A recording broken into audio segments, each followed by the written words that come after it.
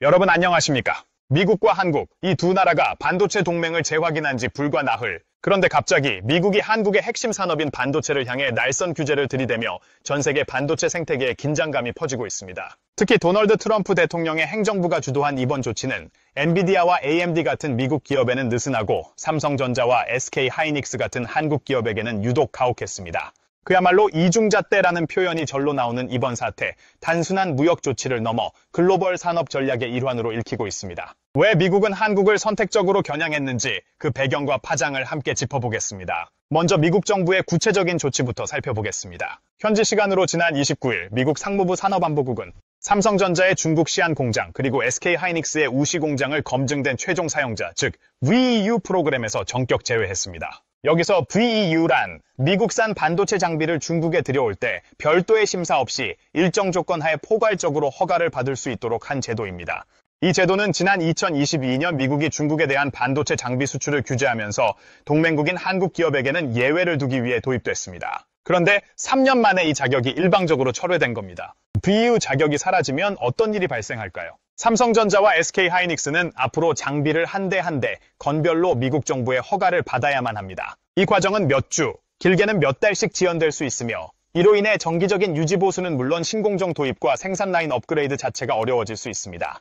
실제로 삼성의 시안 공장은 삼성 전체 낸드 플래시 생산량의 40%를 차지하며 SK 하이닉스의 우시 공장 역시 D램 생산량의 약 40%를 담당하는 핵심 시설입니다. 그야말로 두 회사 모두 글로벌 메모리 시장의 공급을 책임지고 있는 중요한 거점인데요.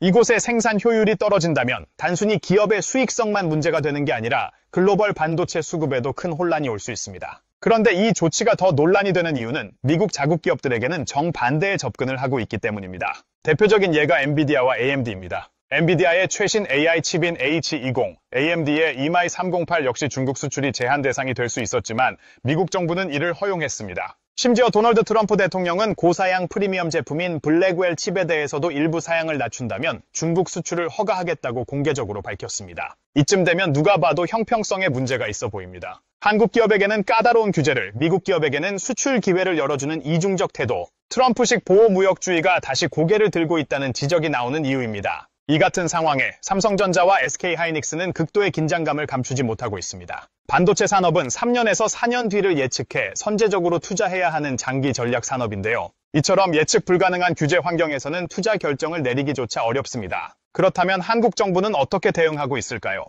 산업통상자원부는 조만간 국내 반도체 기업들과 간담회를 열고 민관 합동 대응 방안을 모색하겠다고 밝혔습니다.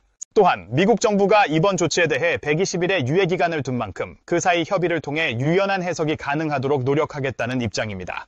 하지만 그 사이 트럼프 대통령은 또 다른 압박 메시지를 던졌습니다. 해외에서 생산된 반도체에는 100% 관세를 부과하겠다며 경고한 겁니다. 단 미국 내 공장을 짓는 기업에게는 면제 조치를 주겠다고 덧붙였습니다. 결국 이번 조치는 단순한 수출 통제가 아니라 미국 내 생산 유도, 즉 리쇼어링 압박이기도 한 셈입니다. 이로 인해 삼성과 SK 하이닉스는 이미 미국 내 생산 거점 확보에 속도를 내고 있습니다. 삼성은 텍사스 테일러시에 대규모 반도체 공장을 건설 중이며 SK 하이닉스 역시 미국과 한국 내 추가 투자를 적극 검토하고 있습니다.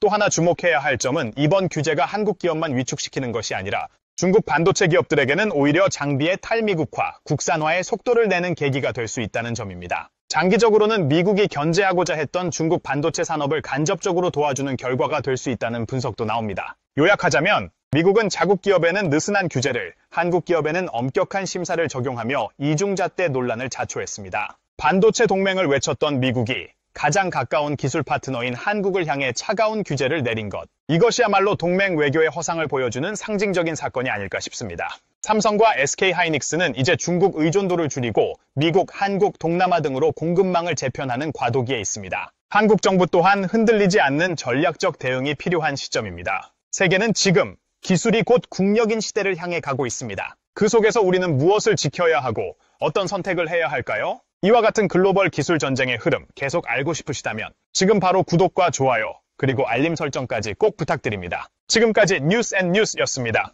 시청해주셔서 고맙습니다.